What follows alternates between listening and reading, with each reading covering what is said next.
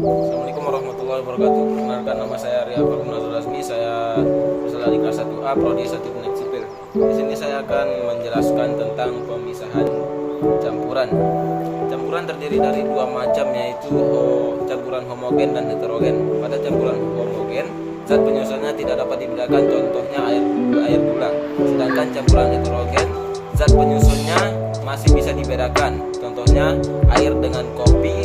Dalam proses pemisahan campuran ada beberapa cara, yaitu yang pertama sublimasi. Sublimasi merupakan peristiwa pemisahan campuran antara zat padat dengan zat padat lainnya yang mempunyai sifat mudah menyublim atau berubah wujud dari padat ke gas.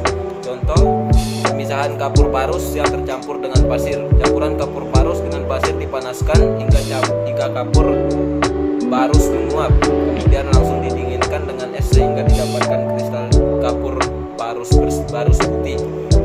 Yang kedua, filtrasi. Filtrasi merupakan proses pemisahan campuran dengan cara penyaringan. Contoh dari proses filtrasi ini adalah penyaringan air kotor dengan berbagai bahan penyaring untuk memperoleh air bersih yang layak dikonsumsi. Yang ketiga, evaporasi. Evaporasi merupakan proses penguapan campuran hingga terpisah antara zat pelarut yang berupa air dan zat terlarutnya. Contoh, pembentukan garam laut. Dalam proses pembuatannya, menampung air laut pada suatu lahan, kemudian memanfaatkan panas matahari untuk membantu penguapan. Lalu zat yang tertinggal, yaitu NaCl, akan membentuk kristal garam. Selanjutnya, destilasi. Destilasi adalah pemisahan campuran dengan cara penguapan yang disertai dengan pengembunan. Istilah lain dari proses destilasi adalah penyulingan. Contoh dari peristiwa destilasi adalah pemisahan etanol alkohol dengan air karena titik uap alkohol lebih rendah daripada air, maka alkohol akan menguap terlebih dahulu hingga terpisah dari campuran. Yang selanjutnya, ekstraksi.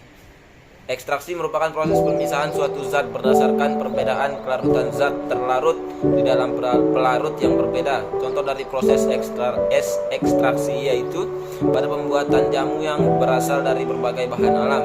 Bahan jamu direbus dengan air hingga senyawa yang dibutuhkan larut dalam air. Kemudian serat bahan jamu yang dipisahkan dari air dan diambil sarinya. Lalu air tersebut dikeringkan hingga didapatkan bubuk jamu. Selanjutnya, kristalisasi. Kristalisasi merupakan proses pemisahan larutan dengan cara membentuk zat padat baru atau kristal dari suatu larutan homogen melalui pemanasan. Contoh dari proses kristalisasi adalah pembuatan gula dari larutan tebu. Proses ini memisahkan zat cair dari larutan tebu hingga menjadi padatan kristal gula. Selanjutnya yaitu dekantasi. Dekantasi adalah proses pemisahan campuran zat padat yang berukuran besar dengan zat cair. Zat padat diendapkan hingga diperoleh lapisan air pada bagian atas dan endapan padat di bagian bawah. Kemudian zat cair dapat dipindahkan ke wadah lain sehingga terpisah bagian padatan dengan zat cairnya. Itulah yang dapat saya jelaskan dari soal tersebut. Sekian dari saya. Wassalamualaikum.